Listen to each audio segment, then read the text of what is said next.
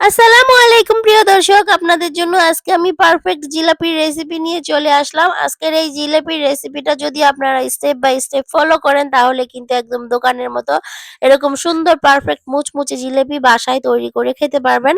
আর বাসায় তৈরি করার জিনিসের মজাই কিন্তু আলাদা, আর এটা কিন্তু একদম স্বাস্থ্যকর হয়। তো এখানে এই যে দেখুন, আমি ১ কাপ চাউল ভিজিয়ে রেখেছিলাম, বাসমতি পোলাওয়ের চালটা। তো এটা দিয়ে আমি বানাবো। আপনারা চাইলে আতপ চাল দিয়েও এই কাজটা করতে পারবেন। তো এই যে পোলাওয়ের চালটাকে আমি ধুয়ে পরিষ্কার করে একটা ব্লেন্ডার জারের মধ্যে নিয়ে নিয়েছি। এখন এটাকে আমি ব্লেন্ডারের সাহায্যে ব্লেন্ড করে নিব। আপনারা চাইলে কিন্তু এই কাজটা পাটাপুতো দিয়ে খুব সুন্দরভাবে করে নিতে পারবেন। পাটাপুতো দিয়ে করলে খুব ভালো হয় মিহিটা। তো আমার আরকি এত সময় ছিল না, সেজন্য আমি এই ব্লেন্ডার দিয়ে করে নিলাম। তো ব্লেন্ডার দিয়ে করে নেওয়ার পরে কিন্তু মিহি হয় না, সেজন্য আমি এই যে চাকনির সাহায্যে ছেঁকে নিচ্ছি। কারণ আমাদের এই ব্লেন্ডারে এতটা ভালো মিহি হয় না কেন জানি না। একদম পারফেক্ট হয় না আরকি। কিছুটা সুজি থেকে যায়। সেই সুজিটাকে এখন আমি এই যে ছেঁকে নিলাম। ছেঁকে নিয়ে যে অবশিষ্ট অংশটা রয়ে গেল, এগুলো আমি ফেলে দিব না। এগুলো আমি পাটায় বেটে নিব। পাটায় বেটে নিয়ে তারপরে এই যে চলে আসলাম। দেখুন, এগুলো এখন আমি হাত দিয়ে ভালো করে মিশিয়ে নেব। তো এখানে আমি ১ কাপ চাউল নিয়েছিলাম। এর সাথে দিতে হবে ১ চা চামচ ইস্ট। এই চায়ের চামচ দিয়ে মেপে দিতে হবে, কিন্তু এই যে পরিমাপটা, এটাই কিন্তু মেইন ব্যাপার। এই পরিমাপটা দেখুন, ১ কাপ চাউলের গুঁড়োর সাথে ১ চামচ ইস্ট দিতে হবে, আর এর সাথে দিতে হবে ১ কাপ ময়দা। তো ১ম এ আমি ১ কাপ দিব না, একটুখানি কম দিচ্ছি। দেখুন এইটুকু দিচ্ছি। পরে বাকি এইটুকুও দিয়ে দিব। আগে দেখব যে কিরকম হয়েছে এটার ঘনত্বটা আরকি। সেজন্য অল্প করে দিলাম ১ম এ। আর কিন্তু এখানে পুরোটাই দিতে হবে। আরো একটু দিব আমি। এখন এই যে এগুলোকে এখন আমি হাত দিয়ে মেখে নিতে পারতাম, কিন্তু তারপরও ব্লেন্ডার দিয়ে করে নিচ্ছি। তাড়াতাড়ি হবে সেজন্য। আর সামান্য একটু পানি দিয়ে দিলাম, কারণ এটা একটু ঘন হয়ে গিয়েছে। আর খুব বেশি ঘন হলে কিন্তু জিলিপি ভালো হবে না। আর একবারে পাতলা হলেও জিলিপি ভালো হবে না। এই যে দেখুন এরকম হয়েছে, এটা কিন্তু ভালো হয়নি। আরো একটু ঘন করতে হবে। তো আমাদের যে বাকি যে অংশটা, সেটা আমরা আবার দিয়ে দিলাম এর মধ্যে। আমি কিন্তু একবার বোতলে ভরে নিয়েছিলাম আপনাদের দেখানোর জন্য। আবার দেখা গেছে বাটিতে আবার ঢেলে নিলাম আর হাত দিয়ে আপনাদেরকে দেখিয়ে দিচ্ছি। এরকম করে পড়তে হবে। জাস্ট এরকম ভারী হতে হবে।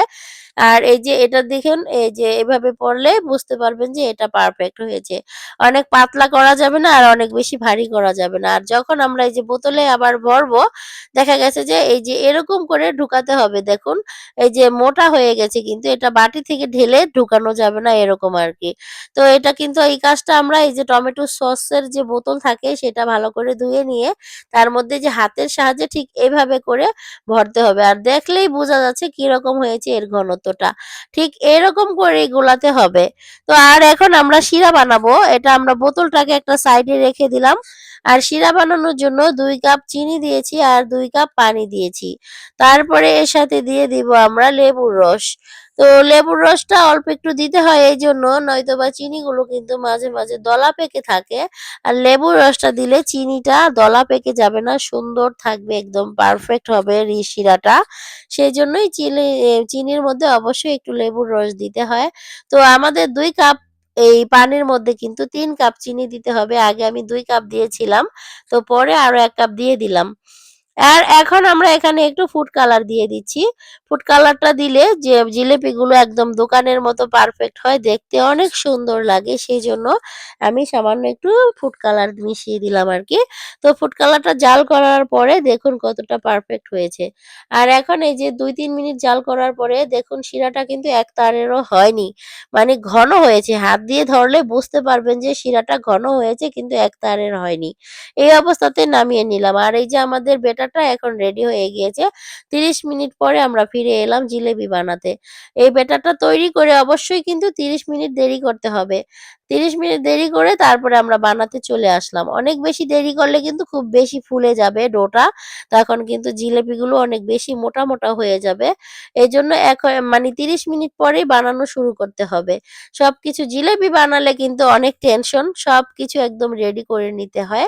এই যে দেখুন আমি কিভাবে কাজটা করছি। ২.৫ পেঁচ দিতে হবে জিলেপির মধ্যে।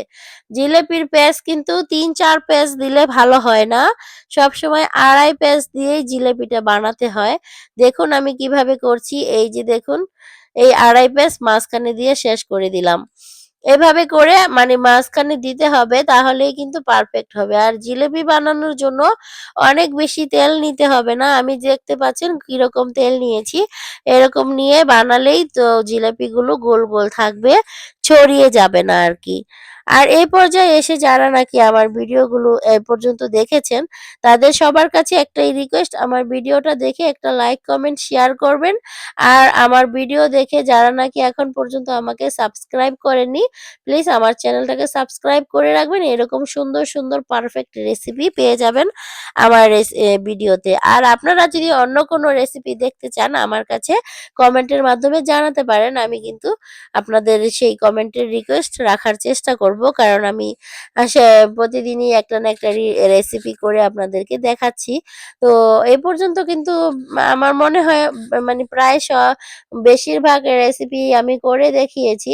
হয়তো কিছু রেসিপি বাকি আছে, সেগুলো আমি করে আপনাদেরকে অবশ্যই দেখাবো।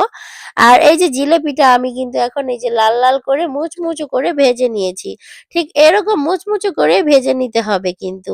এখন আমরা এই জিলিপিগুলো শিরার মধ্যে সঙ্গে, সঙ্গে তুলে দিয়ে দিব।